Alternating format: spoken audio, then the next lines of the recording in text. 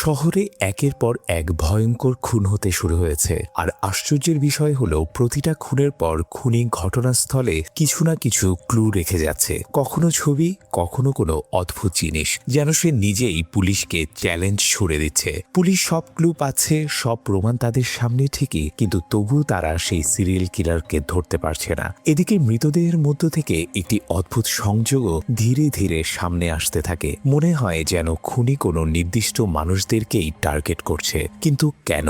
আর সেই রহস্যময় serial killer আসলে কে? এই কেসের দায়িত্ব পড়ে ইনভেস্টিগেশন অফিসার স্ট্যালিনের উপর, কিন্তু যতই সে কেসটার গভীরে যেতে থাকে ততই সামনে আসে চমকে দেওয়া সব সত্য। আর শেষের টুইস্টটা এমন যা কেউ কল্পনাও করতে পারেনি।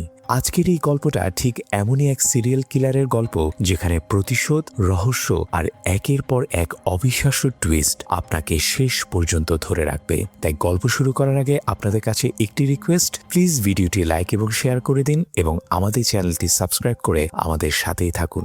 তো চলুন ডুব দেই আজকের রহস্যের গভীরে।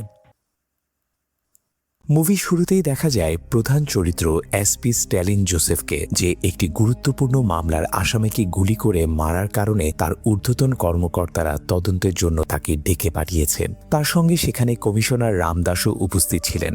এরপর আমাদেরকে দেখানো হয় সেই ঘটনাটি, যে ঘটনাটি এই মামলার মূল কারণ। 7ই এপ্রিল একটি কার পার্কিং এলাকায় রিটায়ার্ড আইজি জেকব কুরিয়ানের ভাতিজা জন নামের এক ছেলেকে মৃত অবস্থায় পাওয়া যায়। জন ছিল একটি ইঞ্জিনিয়ারিং কলেজের ফাইনাল ইয়ারের ছাত্র। তার মৃতদেহের পাশেই একটি ছুরি পাওয়া যায়, যা দিয়ে তাকে হত্যা করা হয়েছিল। প্রথমে তার গলা কাটা হয় এবং তারপর বুকের মধ্যে কয়েকবার ছুরি দিয়ে আঘাত করা হয়। ঘটনাটি দেখে পুলিশের প্রথমেই মনে হয় হত্যাকারীর জনের প্রতি ব্যক্তিগত কোনো প্রতিশোধ ছিল। জনের কাছাকাছি একটি জপমালা পড়ে থাকতে দেখা যায়, যা দেখে পুলিশ মনে করে হত্যাকারী ইচ্ছা করেই সেটা সেখানে ফেলে গেছে। এছাড়া জনের শরীর থেকে একটি মেয়ের চুলও পাওয়া যায়। সেখানে থাকা সিকিউরিটি গার্ডকে জিজ্ঞাসা করলে সে জানায় রাতের মাঝামাঝি সময়ে হঠাৎ সেখানে ইলেকট্রিসিটি চলে গিয়েছিল। সেই সময় একটি গাড়ি থেকে অদ্ভুত শব্দ শোনা যায়। শব্দ শুনে সে সেখানে গিয়ে দেখে জন নিহত অবস্থায় পড়ে আছে এবং একটু দূরে একটি মেয়ে অজ্ঞান হয়ে পড়ে আছে। সেই মেয়েটির নাম ছিল ফিদা। তার কপালে শুধু ছোট একটি আঘাতের দাগ ছিল। হাসপাতাল থেকে বাড়ি ফেরার পর পুলিশ তাকে জিজ্ঞাসাবাদ করতে যায়। ফিদাকে জিজ্ঞাসা করলে সে জানায় সে তার বন্ধুদের সাথে সেখানে একটি পাবে গিয়েছিল, তবে সে পার্টিতে যোগ দেয়নি, সে গাড়িতে বসে ফোন ব্যবহার করছিল। তখনই সে অন্য একটি গাড়ি থেকে অদ্ভুত শব্দ শুনতে পায় এবং তা দেখতে সেখানে যায়। ঠিক তখনই ইলেকট্রিসিটিও চলে যায়। মোবাইলের আলো দিয়ে কাছে গিয়ে সে দেখে জন মৃত অবস্থায় পড়ে আছে। ভয়ে সে দৌড়ে পালাতে গিয়ে একটি খুঁটির সাথে মাথা লেগে অজ্ঞান হয়ে পড়ে। কিন্তু পুলিশের কাছে ফিদার এই কথাগুলো পুরোপুরি বিশ্বাসযোগ্য মনে হয়নি। ঠিক সেই সময়ে আরেকটি ঘটনা ঘটে। সেই রাতেই জর্জ নামের এক ছেলেকে মদ খেয়ে গাড়ি চালানোর অভিযোগে পুলিশ থানায় নিয়ে আসে। এই জর্জ আর কেউ নয়, স্ট্যালিনের সৎ ভাই, অর্থাৎ স্ট্যালিনের বাবার অন্য এক নারীর সঙ্গে হওয়া সন্তান। স্ট্যালিনের বাবার মৃত্যুর পরে স্ট্যালিন জানতে পারে যে তার এমন একটি ভাই রয়েছে। থানায় এসে স্ট্যালিন যখন জর্জকেও ওই অবস্থায় দেখে, তখন সে জরিমানা দিয়ে তাকে ছাড়িয়ে আনার চেষ্টা করে, কিন্তু জর্জ বলে তার কারো সাহায্যের দরকার নেই। এদিকে নিহত জনের মামলার তদন্তের দায়িত্ব কমিশনার স্ট্যালিনকেই দেয়। স্ট্যালিন এসআই জোশ এবং এসআই দিয়াকে নিয়ে ক্রাইম স্পটে যায় এবং সবকিছু ভালোভাবে পরীক্ষা করে। তারা সিকিউরিটি গার্ড ও ফিদার দেওয়া জবানবন্দি পড়ে দেখে জনের মৃতদেহের পাশে একটি অর্ধেক পোড়া সিগারেটও পাওয়া যায়, যেখানে জনের রক্তের দাগ এবং লিপস্টিকের চিহ্ন ছিল। এতে তারা নিশ্চিত হয় যে সিগারেটটি হত্যাকারীরই। লিপস্টিকের দাগ থাকার কারণে ধারণা করা হয় হত্যাকারী সম্ভবত একজন মহিলা। কিন্তু জনের শরীর থেকে পাওয়া চুলের নমুনা এবং তার শরীরে থাকা ফিঙ্গারপ্রিন্ট ফিদার সাথেই মিলে যায়। তাই পুলিশ আবার ফিদাকে জিজ্ঞাসাবাদ করে। এবার স্ট্যালিনের প্রশ্নের সামনে ফিদার সত্য কথা স্বীকার করে। সে জানায় আগের মতো গাড়িতে সে বসেছিল না, সে তার বন্ধুদের সাথে পাবে গিয়েছিল। পার্টির মাঝেই তার জনের সাথে পরিচয় হয়। একে অপরকে দেখে আকর্ষণ অনুভব করায় তারা দুজন কিছু সময় একা কাটানোর জন্য পার্কিং এলাকায় আসে। সেখানে থাকাকালীন অন্য একটি গাড়ি থেকে অদ্ভুত শব্দ শুনে জন সেটা দেখতে বাইরে যায়। ঠিক তখনই ইলেকট্রিসিটিও চলে যায়। কিছুক্ষণ পর জনকে না দেখে ফিদা তাকে খুঁজতে যায় এবং সেখানে গিয়ে দেখে জন মৃত অবস্থায় পড়ে আছে। ভয়ে সে দৌড়ে পালাতে গিয়ে একটি খুঁটির সাথে মাথা লেগে অজ্ঞান হয়ে যায়। তবে কে জনকে হত্যা করেছে তা সে দেখেনি। জন সম্পর্কে আরও খোঁজখবর নিতে গিয়ে পুলিশ জানতে পারে ওয়েস্ট হিল স্টেশনের রাধিকা নামে এক মেয়ে জনের বিরুদ্ধে একটি অভিযোগ দায়ের করেছিল। রাধিকাকে ডেকে জিজ্ঞাসাবাদ করলে সে জানায় সে একটি কফি শপ চালায়। কয়েকদিন আগে জন সেখানে কিরণ নামের এক ছেলেকে মারতে গিয়েছিল। কোনো এক মেয়েকে নিয়ে দুজনের মধ্যে ঝগড়া হয়েছিল। জন বলেছিল কিরণ নাকি তার প্রেমিকাকে বিরক্ত করার চেষ্টা করেছে, আর যদি সে আবার তার প্রেমিকার সাথে খারাপ আচরণ করে তাহলে সে কিরণের বোন কীর্তিকে ছেড়ে দেবে না, এমন হুমকিও সে দেয়।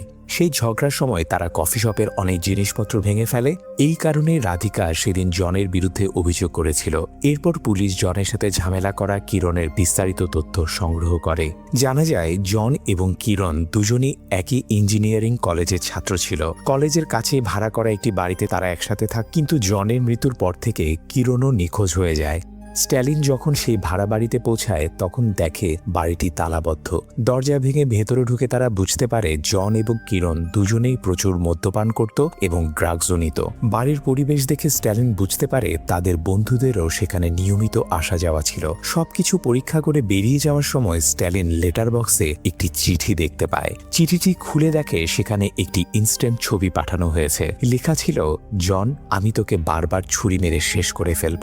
জন মারা যাওয়ার পরেই এই চিঠিটা তাদের ভাড়া বাড়িতে এসেছে। ছবিটার ফ্রেম দেখে স্ট্যালিন বুঝতে পারে এটা সম্ভবত কোনো পুরনো ইনস্ট্যান্ট ক্যামেরায় তোলা ছবি। ঠিক সেই সময় অন্যদিকে শ্রদ্ধা এবং স্যালভি নামে দুজনকে দেখানো হয়। শ্রদ্ধা একজন সাংবাদিক। সে এই কেসটিকে খুবই ব্যক্তিগতভাবে নিতে শুরু করেছে এবং নিজের টিআরপি বাড়ানোর জন্য নিয়মিত এই খবর টেলিকাস্ট করতে থাকে। পুলিশ যখনই কারো কাছে তদন্ত করতে যেত, শ্রদ্ধাও সেখানে গিয়ে নিজে তদন্ত করার চেষ্টা করত। এর ফলে তার চ্যানেলের টিআরপি অনেক বেড়ে যাচ্ছিল। তার রুমমেট ছিল সেলভি, যে একজন ট্রান্সজেন্ডার। জনের মৃত্যুর পরের শনিবার অর্থাৎ 14 এপ্রিল আরেকটি মৃত্যু পুলিশকে চমকে দেয়। এবার মারা যায় কিরণ। সেন্ট জোসেফ চার্চের কাছে কিরণকে মৃত অবস্থায় পাওয়া যায়, যা প্রথম দেখায় আত্মহত্যা বলেই মনে হয়। তার মৃতদেহের নিচে একটি বোতলে সামান্য পানি পাওয়া যায় এবং সেই বোতলটি পরীক্ষার জন্য ল্যাবে পাঠানো হয়। কিরণের মৃত্যুর খবর কাভার করার জন্য শ্রদ্ধাও সেখানে উপস্থিত ছিল। প্রথমে পুলিশ সন্দেহ করে হয়তো কিরণ জনকে হত্যা করে পরে নিজে আত্মহত্যা করেছে, কিন্তু জনের মৃত্যুর পর বাড়িতে আসা সেই ছবির হাতের লেখা কিরণের নয়। তাই নিশ্চিতভাবে বলা যায় না যে কিরণই জনকে হত্যা করেছে, বরং সম্ভবত কিরণের মৃত্যু আত্মহত্যা নয়, বরং একটা খুন। স্ট্যালিনের এই সন্দেহই পরে সত্য প্রমাণিত হয়। কিরণকেও সেই একই হত্যাকারী হত্যা করেছে এবং ইচ্ছা করেই বোতল ভর্তি পানি সেখানে রেখে গেছে। এদিকে শ্রদ্ধা এই মামলা তদন্ত করতে গিয়ে রাধিকার কাছে পৌঁছে যায় এবং জনের বিরুদ্ধে করা অভিযোগের সব বিস্তারিত তথ্য তার কাছ থেকে সংগ্রহ করে। পরে দেখা যায় কিরণের মৃতদেহের পাশে পাওয়া বোতলে যে ফিঙ্গারপ্রিন্ট ছিল সেটি জনের হত্যাস্থলে পাওয়া একটি ফিঙ্গারপ্রিন্টের সাথে মিলে গেছে। অর্থাৎ যে ব্যক্তি জনকে হত্যা করেছিল সেই একই ব্যক্তি কিরণকেও হত্যা করেছে এবং বোতল সহ পানি সেখানে ফেলে রেখে গেছে। সেই বোতলের পানীয় পরীক্ষার জন্য ল্যাবে পাঠানো হয়েছে। রিপোর্ট এলে তবেই আরও কিছু গুরুত্বপূর্ণ তথ্য জানা যাবে। এরপর পুলিশ কিরণের মৃতদেহ পাওয়া চার্চ এলাকার আশেপাশে সে রাতে চলাচল করা সব গাড়ির সিসিটিভি ফুটেজ সংগ্রহ করতে শুরু করে। কিরণের মৃতদেহ যেখানে পাওয়া গিয়েছিল সেই এলাকায় যাওয়ার আগে একটি সিসিটিভি ক্যামেরা ছিল এবং তারপরে আরেকটি ক্যামেরা ছিল। অন্য সব গাড়ি ঠিকভাবে ওই দুটি সিসিটিভি পার হয়ে গেছে, কিন্তু একটি গাড়ি প্রথম ক্যামেরা পার হওয়ার পর অনেক দেরি করে দ্বিতীয় ক্যামেরার সামনে দিয়ে গেছে। মাঝখানে সেই সময়টায় গাড়িটি অনেকক্ষণ দেখা যায়নি। তাই পুলিশ সন্দেহ করে যে সেই গাড়িতে থাকা ব্যক্তি হয়তো খুনি। গাড়ির নম্বর ট্রেস করে খোঁজ নিতে দেখা যায় সেটি আসলে কিরণের বোন কীর্তির গাড়ি। কিন্তু কিরণের বাড়িতে গিয়ে তদন্ত করলে জানা যায় গাড়িটি কেউ ব্যবহারই করেনি। প্রায় 1.5 মাস ধরে সেটি বাড়িতেই পড়েছিল। আর কিরণের বোন কীর্তি তার মৃত্যুর পরই যুক্তরাজ্য থেকে দেশে ফিরেছে। এতে পুলিশ বুঝতে পারে আসল খুনি পুলিশকে বিভ্রান্ত করার জন্য নম্বর প্লেট বদলে একই ধরনের একটি গাড়ি ব্যবহার করেছিল। সেখান থেকে বের হওয়ার আগে কিরণের বাবা স্ট্যালিনের হাতে আরেকটি পোস্ট দেন যা তাদের বাড়িতে এসেছিল। সেটিও আগের মতো একটি ছবি ছিল। ছবিতে লেখা ছিল, জনকে হত্যা করার পর এবার আমি কিরণকেও হত্যা করব। জন এবং কিরণের হত্যাকাণ্ডে 3টি বিষয় একেবারে মিল ছিল। প্রথমত, তারা দুজনেই গুরুকুলাম ইঞ্জিনিয়ারিং কলেজের ছাত্র ছিল। দ্বিতীয়ত, দুজনের মৃত্যুর পরই এই ধরনের ছবি তাদের বাড়িতে পৌঁছেছে। আর তৃতীয়ত, এই দুই হত্যাকাণ্ডই ঘটেছে শনিবারে। অর্থাৎ খুনি একটি নির্দিষ্ট প্যাটার্ন অনুসরণ করছে, সেই শনিবার দিনটাই হত্যার জন্য বেছে নিচ্ছে। জন যেদিন খুন হয়েছিল সেদিন সে এলাকায় থাকা একটি সিসিটিভি ক্যামেরায় খুনির একটি ঝাপসা ভিডিও ফুটেজ পাওয়া যায়। পার্কিং এলাকার সিকিউরিটি বলেছিল জনের মৃত্যুর সময় সে একজন হুডি পরা মানুষকে সেখান থেকে চলে যেতে দেখেছিল। সিসিটিভিতেও ঠিক সেই হুডি পরা ব্যক্তিকেই দেখা যায়। কিরণের হত্যার সময় যে গাড়িটি দেখা গিয়েছিল তার নম্বর প্লেটও নকল ছিল এবং সেই গাড়িতেও একই হুডি পরা ব্যক্তিই ছিল। অর্থাৎ খুনি যে গাড়ি ব্যবহার করছে তার নম্বর প্লেট সবই নকল। জনের হত্যাস্থল থেকে পাওয়া সিগারেট, লিপস্টিকের দাগসহ অন্যান্য প্রমাণ দেখে পুলিশ প্রায় নিশ্চিত হয় যে খুনি একজন মহিলা। স্ট্যালিনের সন্দেহ হয় এটা হয়তো একজন সিরিয়াল কিলারের কাজ। এদিকে খুনি পরের শনিবার তার পরবর্তী শিকারের খোঁজে এক ব্যক্তির বাড়িতে যায়। তার নাম দীপক। সে একজন এমএলএ ছেলে এবং অবৈধভাবে ড্রাগস পাচার করা ও সেগুলো ব্যবহার করার জন্য পরিচিত। সেদিন তার কিছু বন্ধু তার কাছে কিছু ড্রাগস এক জায়গায় পৌঁছে দিতে সাহায্য চায়। যেহেতু সেদিন শনিবার ছিল এবং খুনি আবার হামলা করতে পারে, এই আশঙ্কায় পুলিশ পুরো এলাকায় কঠোর চেকিং শুরু করেছিল। তাই ড্রাগসগুলো ওই এলাকায় নিয়ে যাওয়া সম্ভব ছিল না। কিন্তু এমএলএ ছেলের গাড়ি কেউ সাধারণত থামায় না, তাই তারা দীপকের সাহায্য চেয়েছিল। খুনি তখন দীপককে হত্যা করতে তার বাড়িতে পৌঁছালেও সেই সময় কিছু লোক এসে দীপকের হাতে ড্রাগস দিয়ে যায়। এরপর দীপক সে ড্রাগস নিয়ে গাড়িতে করে বেরিয়ে পড়ে, তাই খুনিও তাকে অনুসরণ করে বেরিয়ে যায়। এদিকে পুলিশ সব সিসিটিভি ফুটেজ খতিয়ে দেখছিল এবং সর্বত্র টহলও জোরদার করা হয়েছিল। গাড়ি চেক করার সময় দেখা যায় দীপক কোথাও না থেমে খুব দ্রুত গাড়ি চালিয়ে চলে যাচ্ছে। সেখানে থাকা অনেকেই বলছিল যে সে এমএলএ ছেলে, কিন্তু গাড়ি না থামিয়ে চলে যাওয়া সন্দেহজনক মনে হওয়ায় কয়েকজন পুলিশ তার গাড়ির পিছু নেয়। তবে পুলিশের আগে একটি টু হুইলার দীপকের গাড়িকে অনুসরণ করছিল এবং সেই বাইকে একজন হুডি পরা ব্যক্তি ছিল। কিছু দূর যাওয়ার পর পুলিশ যখন সেখানে পৌঁছে তখন দেখে দীপক তার গাড়ি ফেলে কোথাও পালিয়ে গেছে। তার গাড়ির ভেতর থেকে পুলিশ সেই ড্রাগস উদ্ধার করে। প্রথমে তারা মনে করে পুলিশের ভয়ে দীপক ড্রাগস ফেলে পালিয়ে গেছে, কিন্তু পুলিশরা বুঝতেই পারেনি যে খুনি তাদের চোখ এড়িয়ে দীপককে ধরে অন্য এক পাশে সরিয়ে নিয়ে গিয়েছিল। তাই দীপককে খুঁজতে পুলিশ এমএলএর বাড়িতে গেলেও এমএলএ জানায় দীপক সেখানে আসেনি। শুধু তাই নয়, তিনি পুলিশকে সতর্ক করে দেন যেন তার ছেলেকে এই মামলায় জড়ানো না হয়। তবে পুলিশ স্পষ্ট জানিয়ে দেয় দীপকের কাছে যেহেতু ড্রাগস পাওয়া গেছে তাই তাকে যেভাবেই হোক গ্রেফতার করতে হবে। এই কথা বলেই তারা সেখান থেকে চলে যায়।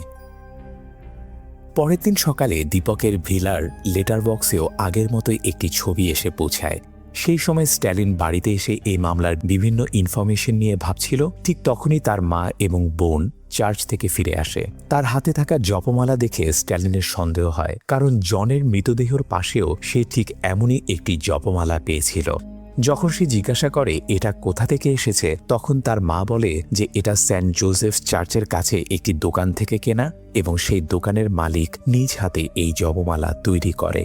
এই কথা শুনে স্ট্যালিন সরাসরি চার্চের কাছে যায়। সেখান থেকেই কিরণের মৃতদেহ পাওয়া গিয়েছিল। চার্চের কাছে থাকা দোকানের লোকটি নিজ হাতে এই ধরনের জপমালা বানায়। তাই স্ট্যালিন বুঝতে পারে জনের মৃতদেহের পাশে এই জপমালা পাওয়া মানে খুনি ইচ্ছা করে সেটা সেখানে রেখেছিল।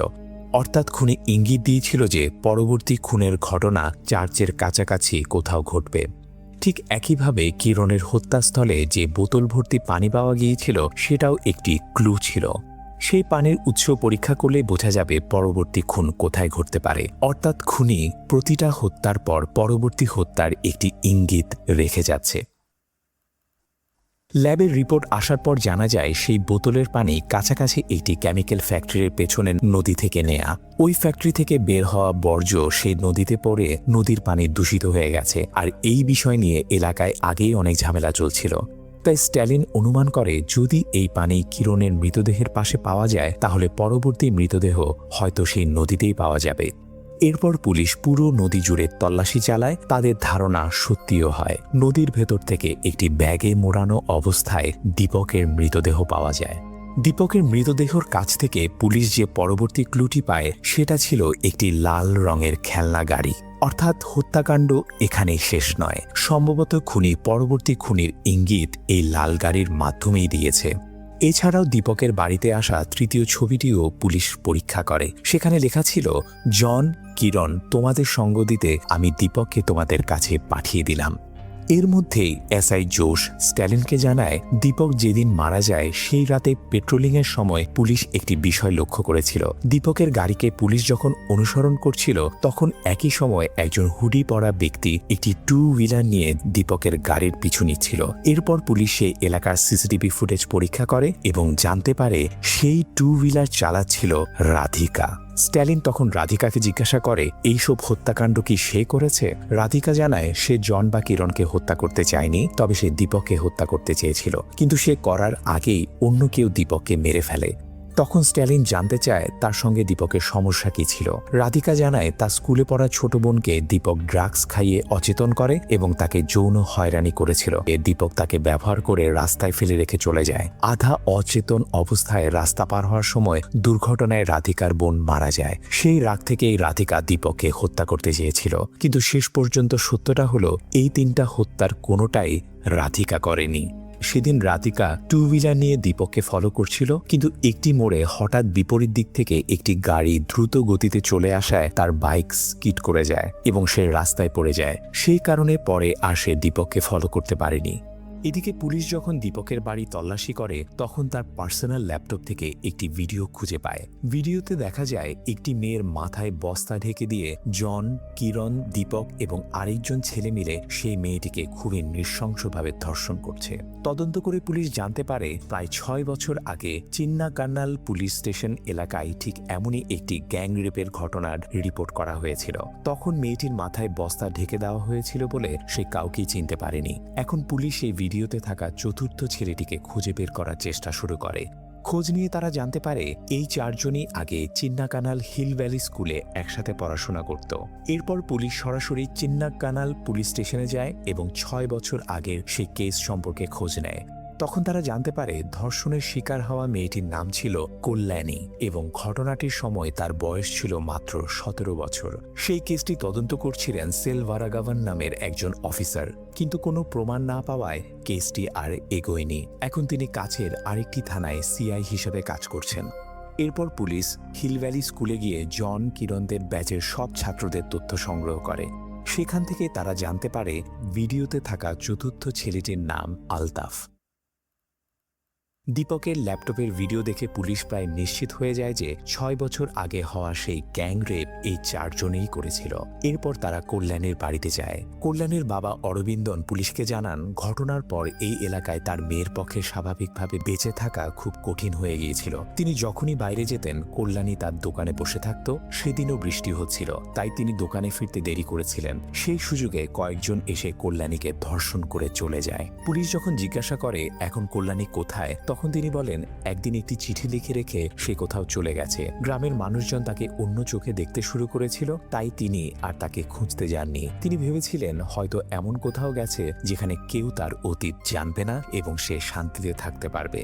পুলিশ যখন কল্যাণীর কোনো ছবি আছে কিনা জানতে চায় তখন তিনি অনেক খোঁজার পর একটি ছবি এনে দেখান। সেই ছবি দেখে স্ট্যালিন একেবারে হতবাক হয়ে যায়, কারণ ছবিতে থাকা মেয়েটি আর কেউ নয়, সাংবাদিক শ্রদ্ধা, যে জন এবং কিরণের হত্যাকাণ্ড নিয়ে তদন্ত করছিল। অর্থাৎ কল্যাণী এখন নিজের নাম বদলে শ্রদ্ধা হয়ে সাংবাদিক হিসেবে কাজ করছে। সব তথ্য একসাথে মিলিয়ে পুলিশ প্রায় নিশ্চিত হয়ে যায় যে যেসব মানুষ তাকে ধর্ষণ করেছিল শ্রদ্ধা তাদের একে একে হত্যা করছে। তাই পুলিশ সরাসরি শ্রদ্ধার ফ্ল্যাটে যায়। তখন শ্রদ্ধা বারান্দায় দাঁড়িয়ে সিগারেট খাচ্ছিল। ঠিক তখনই তার ফোনে একটি মেসেজ আসে। মেসেজ দেখেই সে দ্রুত কিছু জিনিস নিয়ে লিফট দিয়ে নিচে নেমে যায়। এদিকে তার রুমমেট সেলভি তখন অন্য একটি লিফটে করে উপরে উঠছিল, তাই সে শ্রদ্ধাকে বের হয়ে যেতে দেখেনি। সেলভি ফ্ল্যাটে পৌঁছানোর আগেই শ্রদ্ধা সেখান থেকে চলে যায়, আর ঠিক তখনই পুলিশ সেখানে এসে দরজায় নক করে এবং দরজা খুলে দেয় সেলভি। শ্রদ্ধার ব্যাপারে জিজ্ঞাসা করলে সেলভি বলে মনে হয় সে এখনো ফিরে আসেনি। তখন পুলিশ তাকে জিজ্ঞাসা করে শ্রদ্ধার আসল নাম যে কল্যাণী আর তার অতীত সম্পর্কে সে কিছু জানে কিনা। সেলভি জানায় শ্রদ্ধা তাকে বলেছিল যে তার বাবা মা মারা যাওয়ার পর সে একটি অনাথ আশ্রমে বড় হয়েছে। এরপরই সে সাংবাদিকতার এই চাকরি পেয়েছে। এর বাইরে তার অতীত সম্পর্কে সেলভি কিছুই জানে না। এদিকে স্ট্যালিন প্রায় নিশ্চিত ছিল যে এবার কল্যাণী যাকে হত্যা করতে চাইছে সে আলতাফ। তাই পুলিশ আলতাফকে কাস্টাডিতে নিয়ে আসে। তারা তাকে বলে বহু বছর আগে যাকে তারা ধর্ষণ করেছিল সেই কল্যাণী ইতিমধ্যেই তার বন্ধুদের হত্যা করেছে এবং এবার তার পালা। এটা শুনে আলতাফ কিছুটা ভয় পেলেও পুলিশের নিরাপত্তায় থাকতে সে রাজি হয় না। তার বাবার ক্ষমতা ব্যবহার করে সে উপরের বড় বড় লোকদের ফোন করে সহজেই ছাড়া পেয়ে যায়। আলতাফ বলে সে আমাকে মারতে আসার আগেই আমি তাকে ধরে ফেলব। তখন স্ট্যালিন তাকে সতর্ক করে দেয় অন্তত পরের শনিবার পর্যন্ত যেন সে নিজের প্রাণটা বাঁচিয়ে রাখে। আলতাফ বাইরে বেরিয়ে গেলেও পুলিশ কিছুটা দূরত্ব রেখে তাকে অনুসরণ করতে থাকে, কারণ তারা জানত পরের শনিবার কল্যাণী অবশ্যই আলতাফের কাছে আসতে পারে। তাই সে যেখানে যাচ্ছিল পুলিশও তার পেছনে নজর রাখছিল। একসময় আলতাফ তার এক বন্ধুর রুমে ঢুকে যায় আর পুলিশ বাইরে দাঁড়িয়ে অপেক্ষা করতে থাকে। সেদিনও শনিবার ছিল, তাই সবাই ভাবছিল যে কোনো সময় কিছু ঘটতে পারে। কিন্তু পুরো দিন কেটে গেলেও আলতাফের কিছুই হয় না। তখন পুলিশের মনে হয় তারা হয়তো কোনো গুরুত্বপূর্ণ বিষয় মিস করেছে। তারা আবার সেই ভিডিওটি দেখে এবং একটি বিষয় খেয়াল করে, ভিডিওটিতে আলতাফের সাথে থাকা বাকি 3 জন ইতিমধ্যে মারা গেছে আর আলতাফ এখনো বেঁচে আছে। কিন্তু ভিডিওটি তো আরেকজন তুলেছিল, সেই লোকটিও নিশ্চয়ই এই ঘটনার সাথে জড়িত। তাহলে সম্ভবত কল্যাণী এখন তাকে খুঁজতে গেছে, আর সেই লোকটিকে তা একমাত্র আলতাফই জানে। এরপর স্ট্যালিন আলতাফকে আবার জিজ্ঞাসা করলে সে জানায় সেই ভিডিওটি তুলেছিল লিওন নামে একজন। ঠিক সেই সময় আমরা দেখি খুনিও লিওনকে খুঁজতে সেখানে পৌঁছে যায়। ফ্যাক্টরি থেকে বের হওয়ার সময় লিওনকে আক্রমণ করে নির্মমভাবে হত্যা করা হয়। তারপর তার মৃতদেহ একটি লাল রঙের গাড়ির ভেতরে রেখে খুনি সেখান থেকে চলে যায়। স্ট্যালিন ও তার টিম সেখানে পৌঁছানোর আগেই লিওন মারা যায়। সেই সময় দেখা যায় কল্যাণী আরেকটি চিঠি পোস্ট করছে। এবার লিওনের মৃতদেহের কাছ থেকে পুলিশ একটি চাবি পায়, যার পেছনে হিল ভ্যালি লেখা ছিল। স্ট্যালিন বুঝতে পারে পরবর্তী হত্যাকাণ্ড সম্ভবত সেখানেই ঘটতে পারে। এদিকে কমিশনার স্ট্যালিনের উপর প্রচণ্ড চাপ দিচ্ছিলেন। তারা জেনে গেছে যে শ্রদ্ধা নাম নিয়ে থাকা কল্যাণী আসল খুনি, তবুও কেন তাকে এখনো ধরা যাচ্ছে না। কল্যাণীর ফোন তখন বন্ধ ছিল আর সে কোথায় আছে সেটাও কেউ জানত না। তাই পুলিশ তাকে ওয়ান্টেড ঘোষণা করে এবং বিভিন্ন জায়গায় তার পোস্টার লাগাতে শুরু করে। এসব কিছু কল্যাণীও দেখছিল। লিওনের মৃতদেহের কাছ থেকে পাওয়া হিল ভ্যালি লেখা চাবিটি সম্ভবত সেই স্কুলেরই হতে পারে, এই ভেবে স্ট্যালিন সেখানে গিয়ে খোঁজ নেয়। কিন্তু প্রিন্সিপাল ও স্টাফরা জানায় এটা তাদের স্কুলের চাবি নয়। কিছুক্ষণ পরে এসআই দিয়া স্ট্যালিনকে আরেকটি চিঠি দেখায় যা লিওনের বাড়িতে পৌঁছেছিল। আগের মতোই সেখানে একটি ছবি ছিল আর তাতে লেখা ছিল, লিওনের পর এবার আমি আলতাফকে হত্যা করব। এতে নিশ্চিত হয়ে যায় যে পরবর্তী টার্গেট আলতাফই। পুলিশ তখনও তাকে অনুসরণ করছিল, কিন্তু পুলিশকে সবসময় পাশে দেখতে না চাওয়ায় আলতাফ একসময় তাদের চোখ এড়িয়ে জিম থেকে বেরিয়ে পালিয়ে যায়।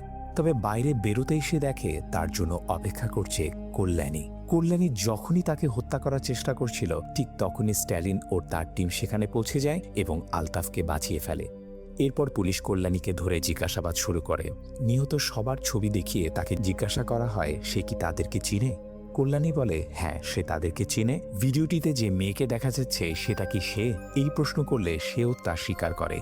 এরপর যখন তাকে জিজ্ঞাসা করা হয় এই 4 জনকে কি সেই হত্যা করেছে, তখন কল্যাণী বলে হ্যাঁ, সেই তাদেরকে মেরেছে। সে বলে যারা তার জীবন নষ্ট করেছে তাদের বিরুদ্ধে সে প্রতিশোধ নিয়েছে। তখন স্ট্যালিন তাকে একটি গুরুত্বপূর্ণ প্রশ্ন করে। সে বলে যখন তাকে আক্রমণ করা হয়েছিল তখন তার মাথায় বস্তা ঢেকে রাখা ছিল, তাই সে কারো মুখ দেখেনি। তাহলে কিভাবে সে নিশ্চিতভাবে বলতে পারছে যে এই লোকগুলোই তাকে ধর্ষণ করেছিল?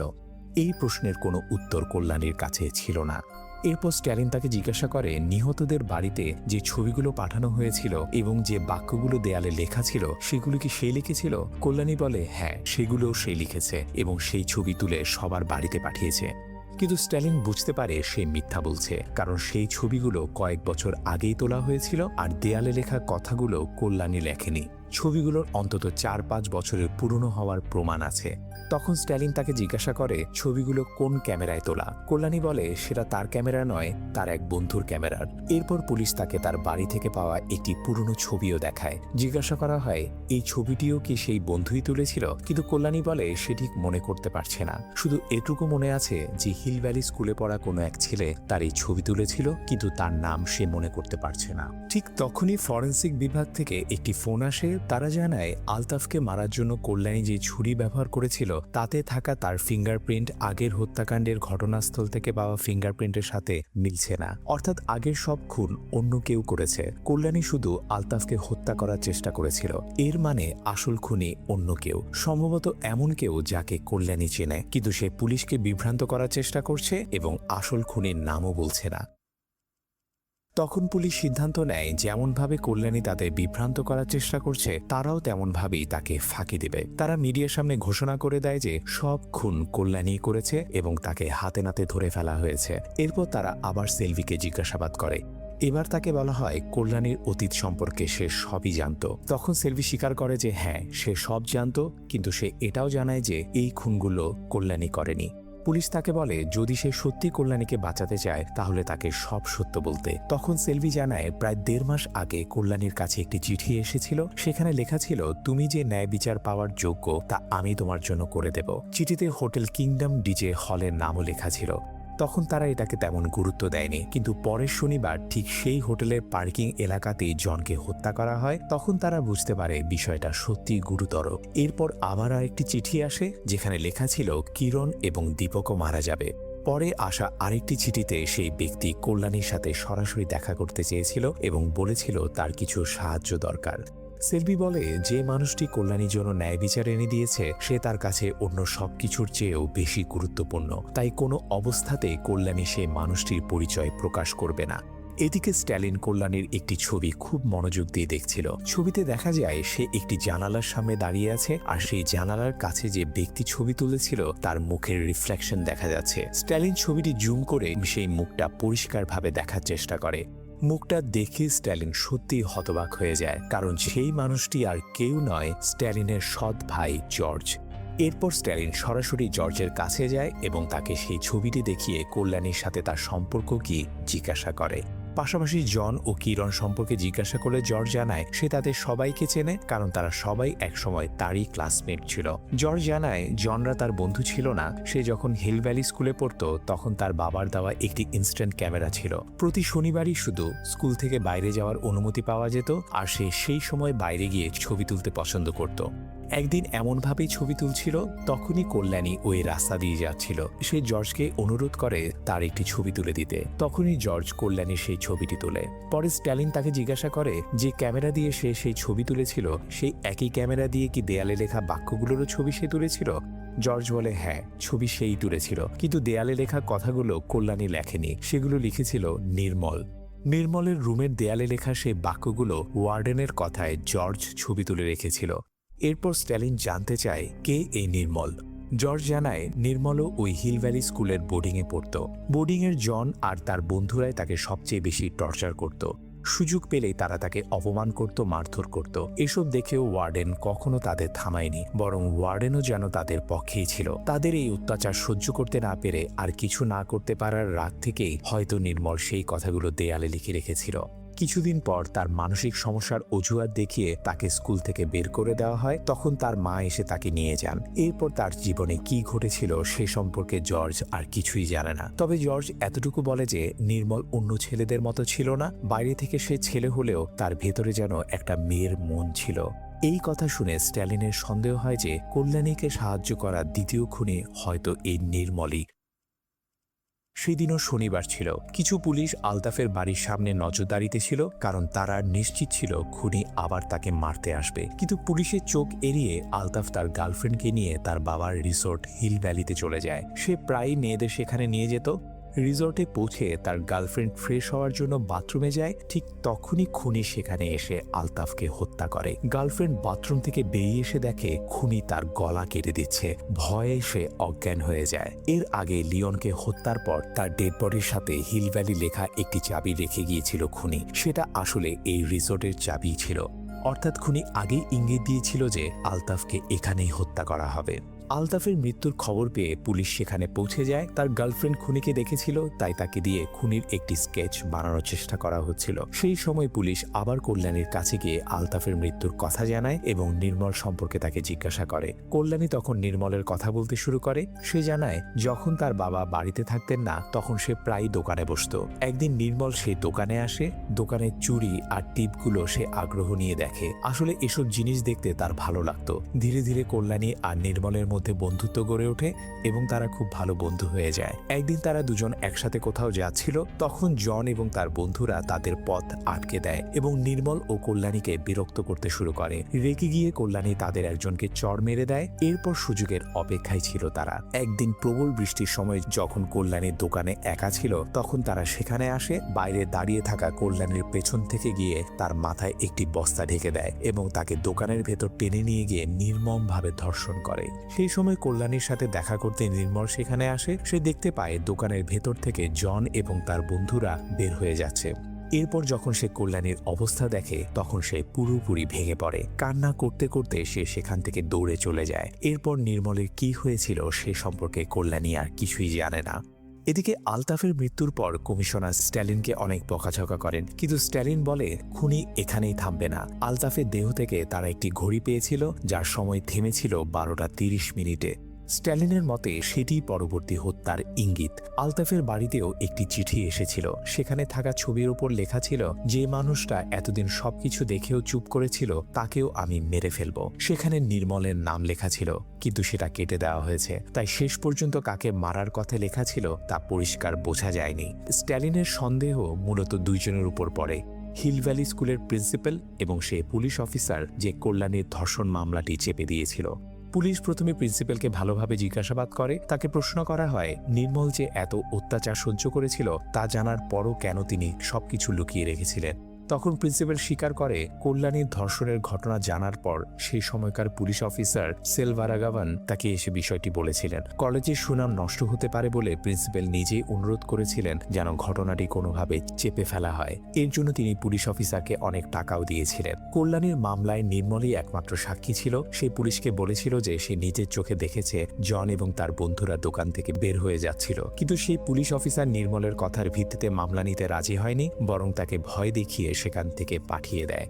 যখন জন এবং তার বন্ধুরা জানতে পারে যে নির্মল তাদের বিরুদ্ধে সাক্ষ্য দিয়েছে, তখন তারা আবারও নির্মলকে ভয়ঙ্করভাবে অত্যাচার করতে শুরু করে। সেই রাত থেকে নির্মল তার রুমের দেয়ালে লিখেছিল যে সে একদিন তাদের সবাইকে মেরে ফেলবে। ওয়ার্ডেন এই বিষয়টি জানলে প্রিন্সিপাল জর্জকে দিয়ে সেই লেখাগুলোর ছবি তোলায়। স্ট্যালিন প্রিন্সিপালকে সতর্ক করে বলে, সাবধানে থাকবেন, সম্ভবত খুনের পরবর্তী লক্ষ্য আপনি হতে পারেন। এরপর স্ট্যালিন সেই পুলিশ অফিসার সেলভারাগাভানের সাথে দেখা করতে যায় এবং নির্মল সম্পর্কে জানতে চায়, কিন্তু সেই পুলিশ জানায় নির্মল তো অনেক আগেই মারা গেছে। এই কথা শুনে স্ট্যালিন সত্যিই অবাক হয়ে যায়। যদি নির্মল অনেক আগেই মারা যায়, তাহলে এই সব খুন করছে কে? স্ট্যালিন যখন জানতে চায় নির্মল কিভাবে মারা গিয়েছিল, তখন সেই পুলিশ অফিসার বলে যে নির্মল নাকি ওই এলাকার ক্লক টাওয়ার থেকে ঝাঁপ দিয়ে আত্মহত্যা করেছিল। অন্যদিকে পুলিশ আলতাফের গার্লফ্রেন্ডের সাহায্যে খুনির একটি স্কেচ তৈরির চেষ্টা করছিল। স্কেচটা সম্পূর্ণ হওয়ার সঙ্গে সঙ্গে স্ট্যালিন বুঝতে পারে, যদি নির্মল আগেই মারা যায় তাহলে নিশ্চিতভাবেই তার মাই তার হয়ে এই সব খুনগুলো করছে। স্ট্যালিনের ধারণাই ঠিক ছিল। আলতাফের গার্লফ্রেন্ড যে ছবিটা এঁকেছিল সেটা ছিল নির্মলের মা বিমলার ছবি।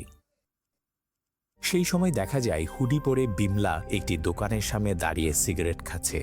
এরপর দেখানো হয় আসলে কি ঘটেছিল। 6 বছর আগে স্বামীর মৃত্যুর পর বিমলার ব্যবসা ভেঙে পড়ে। সে প্রচন্ড ঋণের মধ্যে পড়ে যায়। যাদের কাছে টাকা ধার ছিল তারা বারবার বাড়িতে এসে টাকা চাইতো, আর টাকা না দিতে পারলে কেউ বিমলাকে তাদের সাথে শোয়ার প্রস্তাবও দিত। অনেকেই তার শরীরে হাত দেওয়ার চেষ্টা করেছে, আর বিমলা সেগুলো ঠেলে সরিয়ে দিত। কিন্তু একদিন এসব দেখে নির্মল ভুল বুঝে ফেলে। সে মনে করতে থাকে তার মায়ের হয়তো অন্য কারো সঙ্গে খারাপ সম্পর্ক আছে। তখন বিমলা তাকে বোঝায়, তুমি যেভাবে ভাবছো তেমন কিছুই নয়। তুমি যদি এখানে থাকো তাহলে আরো অনেক কিছু দেখতে হবে, তাই তোমার বোর্ডিংয়ে থাকাই ভালো। এই কথা বলে সে নির্মলকে বোর্ডিং স্কুলে ফেলে রেখে আসে। তখন নিজের এত সমস্যার মধ্যে বিমলার পক্ষে নির্মলকে ঠিকমতো দেখাশোনা করা সম্ভব ছিল না। তাই সে মাঝে মাঝে গিয়ে শুধু তাকে দেখে আসতো। যখনই বিমলা তাকে দেখতে যেত, নির্মল বলতো যে সে প্রচন্ড র্যাগিং এর শিকার হচ্ছে। কিন্তু বিমলা সবসময় তাকে বলতো, তুমিও আমাকে আর কষ্ট দিও না, এসব একটু মানিয়ে নিয়ে থাকতে শিখো। বিমলা বুঝতেই পারেনি যে নির্মল সত্যি এত বড় সমস্যার মধ্যে আছে, বরং সে ভাবত নির্মলের মানসিক সমস্যা আর ডিপ্রেশনের কারণে সে বারবার বাড়ি নিয়ে যেতে বলছে। এদিকে টাকা শোধ করতে না পারায় বিমলাকে নিজের বাড়ি ছেড়ে দিতে হয়। একটু দূরে গিয়ে সে একটি ছোট বাড়ি ভাড়া নেয়। এর মধ্যেও যখন সে নির্মলকে দেখতে যেত, নির্মল আবার বলতো যে সে অনেক র্যাগিং সহ্য করছে, কিন্তু বিমলা তখনও বলতো হোস্টেলে থাকলে তো একটু র্যাগিং হবেই, এগুলো মানিয়ে নিতে হয়। নিজের মাও তাকে বুঝতে পারছে না, এটা বুঝে নির্মল ভীষণ ভেঙে পড়ে। এরপর একদিন স্কুলের প্রিন্সিপাল বিমলাকে ফোন করে জানায় যে নির্মলকে আর সেখানে রাখা যাবে না। তিনি বলেন এই ছেলেটা মিথ্যা বলছে যে অন্য ছেলেরা তাকে মারধর করছে, এমনকি তাকে মেরে ফেলার চেষ্টা করেছে। আসলে সে নিজেই নিজের আঘাত করেছে এবং বলছে অন্যরা করেছে। ওয়ার্ডেন আর অন্য সব ছাত্ররা আমাকে রিপোর্ট করেছে যে এমন কিছুই ঘটেনি। সেই মিথ্যা কথা ছড়ানোর চেষ্টা করেছে। মনে হচ্ছে তার মানসিক সমস্যা আছে, তাকে কোনো হাসপাতালে দেখান। এই কথা বলে প্রিন্সিপাল নির্মলকে স্কুল থেকে বের করে দেয়। বাধ্য হয়ে বিমলা নির্মলকে নিয়ে বাড়ি ফিরে আসে। বাড়িতে এসে নির্মল তার মাকে সব ঘটনা বোঝানোর চেষ্টা করে। সে বলে তার হাতে যে ক্ষত আছে সেগুলো সে নিজে করেনি, অন্যরা করেছে। কিন্তু বিমলা তখনও বিশ্বাস করেনি। সে বলে তোমার মানসিক সমস্যা আছে, তুমি এসব কিছু বানিয়ে বানিয়ে বলছো। অন্য সবাই আমাকে শান্তিতে থাকতে দেয় না, আর এখন তুমিও আমাকে শান্তি দিচ্ছ না। নিজের কষ্টের কথা শোনার মতো কেউ নেই বুঝতে পেরে নির্মল বাড়ি থেকে দৌড়ে বেরিয়ে যায়। বিমলা তার পেছনে দৌড়ায়, কিন্তু কিছু দূর গিয়ে সে দেখে নির্মল একটি টাওয়ার থেকে নিচে ঝাঁপ দিয়ে আত্মহত্যা করেছে। এরপর থেকে নির্মলের মৃত্যুর জন্য দায়ী মানুষদেরকে খুঁজে বের করে একে একে হত্যা করতে শুরু করে বিমলা। সেই সময় দেখা যায় রাতে বিমলা কাউকে ফোন করছে। সে বলে আমি নির্মলের মা, কাল কি আপনার সাথে একটু দেখা করা যাবে? পরের দিন সকালে স্ট্যালিন বিমলার বাড়ি তল্লাশি করতে আসে, কিন্তু সেখানে তখন কেউ ছিল না। ঘরের ভেতরে রাখা একটি অ্যালবাম দেখতে গিয়ে স্ট্যালিন একটি গুরুত্বপূর্ণ বিষয় বুঝতে পারে।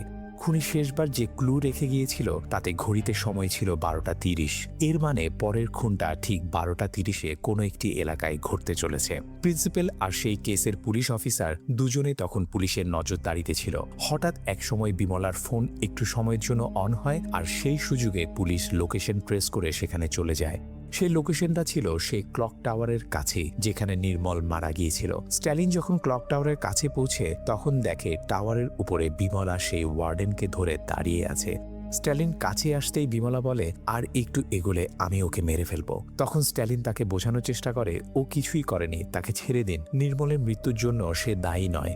নির্মল শেষ পর্যন্ত যাকে মারতে চেয়েছিল সে এই লোকটা নয়। কিন্তু বিমলা কিছুই শুনতে চায় না। সে হঠাৎ করে সেই ওয়ার্ডেনের কাঁধে ছুরি মেরে দেয়। ঠিক তখনই স্ট্যালিন বিমলার কাঁধে গুলি করে। গুলির ধাক্কায় বিমলার পা পিছলে যায় এবং সে ক্লক টাওয়ারের উপর থেকে নিচে পড়ে মারা যায়। কিছুক্ষণ পরেই পুলিশ সেখানে পৌঁছে যায়। তবে কাঁধে আঘাত পেলেও বেঁচে যাওয়া সেই ওয়ার্ডেন পুলিশকে বলে যে নির্মলের ব্যাপারে কিছু করতে না পারার জন্য তার খুব কষ্ট হয়। তার মতে এই কারণেই হয়তো ঈশ্বর তাকে কঠিন শাস্তি দিয়েছেন। ওয়ার্ডেন জানায় তার একমাত্র ছেলে একটি দুর্ঘটনায় মারা গেছে। সেই ঘটনার পর থেকে তার স্ত্রীর মানসিক সমস্যা শুরু হয়। স্ত্রীকে হাসপাতালে নিয়ে যাওয়ার সময় সেখানে তার সাথে বিমলার দেখা হয়েছিল। তখনই সে নির্মল হোস্টেলে কি কি কষ্ট সহ্য করেছিল সব খোলাখুলিভাবে বিমলাকে জানায়। তখনই বিমলা বুঝতে পারে যে তার ছেলে যা বলেছিল সবই সত্য ছিল এবং তাকে কতটা নির্যাতনের শিকার হতে হয়েছিল। এরপর ওয়ার্ডেন পুলিশকে আরও বলে যে ক্লক টাওয়ারের উপরে বিমলা তাকে আসলে আক্রমণ করেনি, তারা শুধু কথা বলছিল। কিন্তু হঠাৎ করে স্ট্যালিন সেখানে চলে আসায় বিমলা খুব টেনশনে পড়ে যায়। উপরন্তু স্ট্যালিন তাকে উত্তেজিতও করছিল। এরপর আমরা দেখি বিমলাকে গুলি করার কারণে স্ট্যালিনকে পরে জিজ্ঞাসাবাদের জন্য ঊর্ধ্বতন কর্মকর্তারা ডাকেন। স্ট্যালিন তখন বলে বিমলা একজন অপরাধী ছিল যে ইতিমধ্যে 5 জনকে হত্যা করেছে, আর সে ওয়ার্ডেনকে আক্রমণ করার চেষ্টা করেছিল, তাই তাকে গুলি করতে বাধ্য হয়েছিল। স্ট্যালিন আরও বলে যে যাই বলুক আমি যা করেছি সেটা আমার কাছে ঠিক মনে হয়েছে। এই কথা বলেই সে সেখান থেকে বেরিয়ে যায়। ঠিক তখন কমিশনার এসে তাকে জিজ্ঞাসা করেন নির্মল আসলে শেষ পর্যন্ত কাকে মারতে চেয়েছিল। স্ট্যালিন উত্তর দেয় সেই সত্যটা আমার ভেতরেই থাকুক। এই কথা বলে সে গাড়ি নিয়ে সেখান থেকে চলে যায়। আসলে স্ট্যালিন খুব ভালো করেই জানতো নির্মল কাকে মারতে চেয়েছিল। নির্মল সেই মানুষটাকে মারতে চেয়েছিল যে শুধু দাঁড়িয়ে দাঁড়িয়ে সবকিছু দেখছিল, আর সেই মানুষটাই ছিল তার মা। নির্মল এত কিছু খুলে বলার পরেও তার মা সব সহ্য করে মানিয়ে নিতে বলেছিল। স্ট্যালিন যখন বিমলার বাড়িতে গিয়ে অ্যালবামটা দেখেছিল তখনই সে বুঝে গিয়েছিল যে বিমলাও এই সত্যটা জেনে গেছে। সেই অ্যালবামে নিজের সব ছবি নির্মল নষ্ট করে ফেলেছিল। সেখানে সে লিখেও রেখেছিল যে সে তার মাকে হত্যা করতে চায়। বিমলাই ইচ্ছে করে স্ট্যালিনদেরকে ক্লক টাওয়ারে নিয়ে এসেছিল। সে চাইছিল সেখানেই তার মৃত্যু হোক। সেই কারণে সে ইচ্ছে করে ওয়ার্ডেনকে আক্রমণ করার ভান করে। স্ট্যালিন যখন তার কাঁধে গুলি করে তখনও সে পিছনে পড়ে যায়নি, বরং সে নিজেই ইচ্ছে করে টাওয়ার থেকে নিচে ঝাঁপ দেয়। শেষে বলা হয় মানুষ আসলে সত্য খুঁজতে চায় না, তারা চায় নিজেদের সুবিধা মতো একটা সত্য তৈরি করে নিতে। আর এই কথার মধ্যেই সিনেমাটি শেষ হয়। তো বন্ধুরা, এই দুর্দান্ত সিনেমাটি আপনাদের কেমন লেগেছে আমাকে অবশ্যই কমেন্ট করে জানাবেন। আশা করি মুভির গল্পটি আপনাদের ভালো লেগেছে। যদি আমার এক্সপ্লেনেশন আপনাদের ভালো লেগে থাকে তাহলে প্লিজ ভিডিওটি লাইক এবং শেয়ার করে দিন এবং আমাদের চ্যানেলটি সাবস্ক্রাইব করে আমাদের সাথেই থাকুন, কারণ আমরাই একমাত্র এই ধরনের ইন্টারেস্টিং ভিডিও নিয়ে আসি। ধন্যবাদ।